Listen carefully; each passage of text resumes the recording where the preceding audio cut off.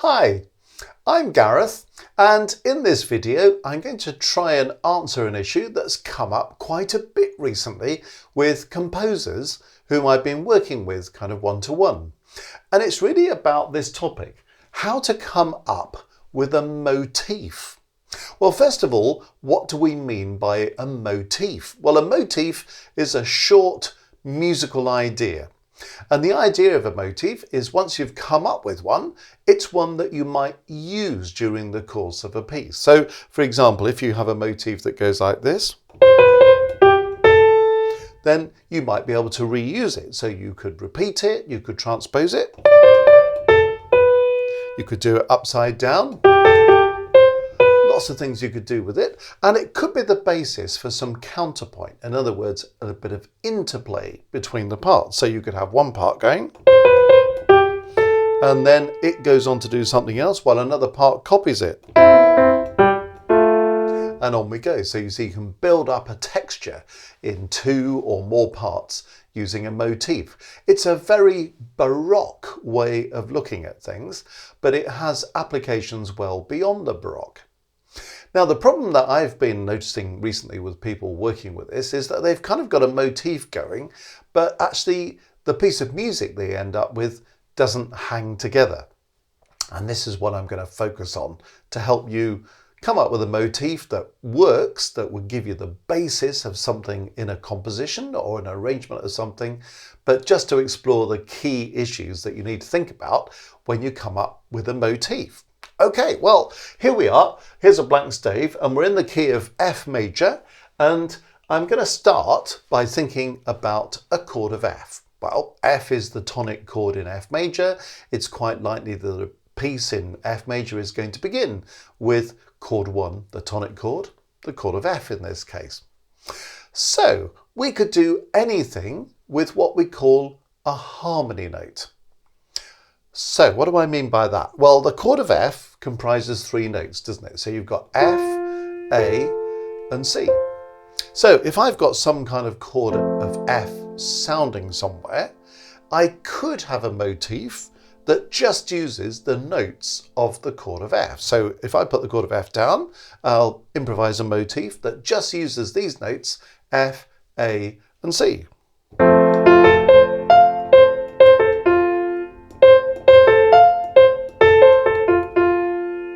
Okay, that works all right, doesn't it? But it sounds a bit like a kind of bugle call or something. Nothing wrong with bugle calls, by the way, but it may not be what you're wanting to write. And of course, what happens is you very quickly get stuck because you've just got these three notes. And also it means that the melody has to jump around a bit. You're jumping around between intervals. So you don't get the chance to write notes that are next door to each other. So you end up with a melodic idea that's quite disjunct. So how do we get to a point where we could include some conjunct movement in the motif? In other words, using notes that are next door to each other or scalic. And this is the clue really. When you write a motif, don't just think of the melodic idea, the motif itself. Think about the harmony. So start by thinking about what I've got on the board. We're going to use a chord of F. Now we can use the harmony notes, so we've got the F, A and C of the chord. We can also use passing notes, so those are notes that pass between harmony notes. So remember, if you use a passing note, it has to move by step between the notes either side. So for example, F and A are two notes of the F chord. But if I want to go F, G, A, that will work perfectly well because G is a passing note. I've got two harmony notes and G is just passing between them. So I can go F, G, A, or I can go the other way, A, G, F. But I could do that between the next two notes of the chord. So A and C, for example, I could go A, B flat, C, or C, B flat, A. I could even run that together. So instead of just going up the chord, I could go or, and that will all work with a chord of F major.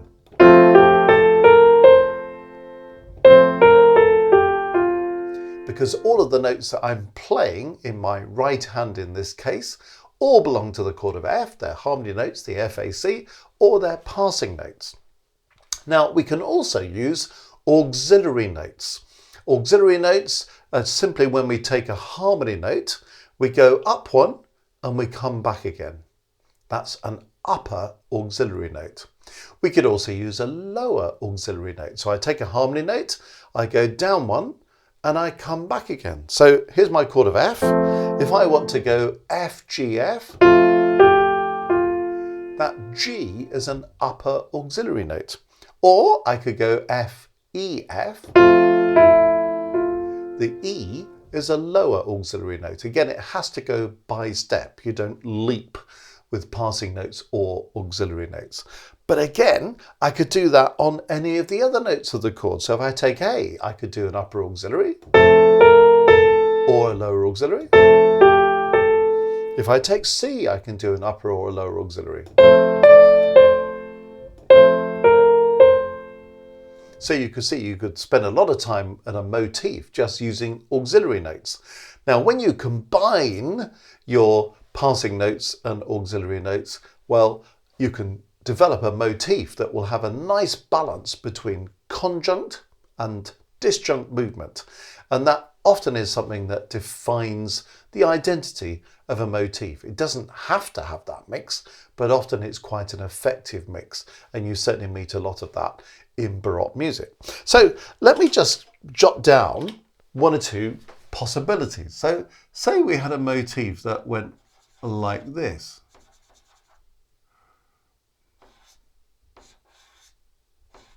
So I should give this a time so that you're ready.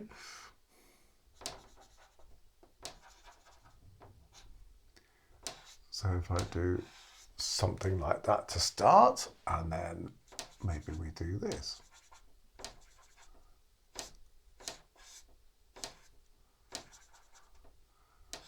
Okay, so what does this actually sound like? I'll put my chord of F down so we can get the context of the harmony. Okay, just missed out a line there. Let's just put that in. Okay, so you see what's happening here.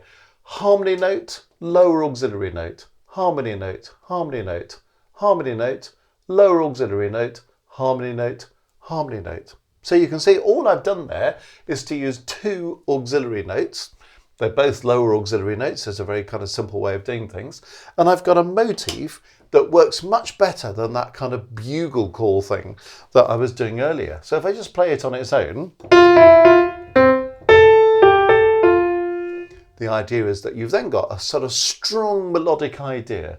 And, you know, just using a motif, you could even say there are motifs within that motif. You know, here's one. And, you know, maybe there's another motif. It doesn't really matter. Sometimes that's how this motivic writing kind of develops. But the other thing is, once you've got that motif, you can use it going forwards. You can transpose it, but you can modify the intervals. You could do something which identifies with this rhythmically, but does something slightly different melodically. You could turn it upside down. You can do lots of things with it. So if we go on to a new chord, so say we have a B flat major chord next, which would be quite possible, you could think, okay, what happens if I take this and transpose it up a fourth? That's going to work equally well because it's going to bring me the same pattern with a chord of B flat. So you can begin to see how you could have a piece of music that's going to go quite nicely. And then go on to do something a fourth higher. Or we could start to imitate that in another part. So that could be happening with a chord of B flat up here, while the lower part is doing something independent of it. And then you start to write some counterpoint using your motif. So there's one idea for it. I mean, if you want another idea, so take this as a kind of separate issue, as you were. If you were thinking, well, is that the only sort of motif that I could come up with on my chord of F? Well, no. How about something like this?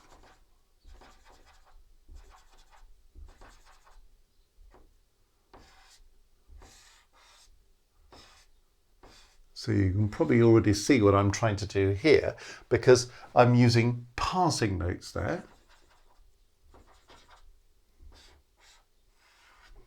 And then there are various ways in which I could take that forward, but how about something like this?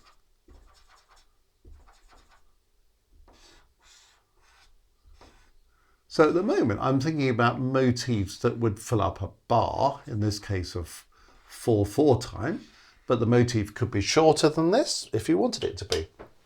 Let's have a think about what we've done here. This is what this second example sounds like.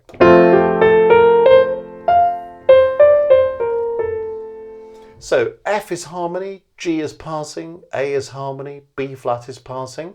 Then I've got harmony note, harmony note, harmony note. Upper auxiliary note, harmony note, passing note, harmony note.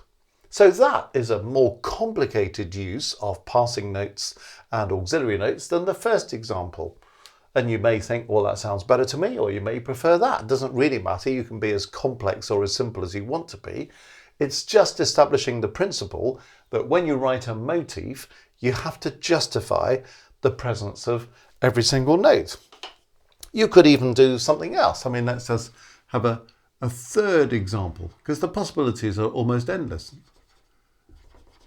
So say I do something, I'm trying to do something that's kind of similar in rhythm between these examples, but there are other rhythmic possibilities, of course.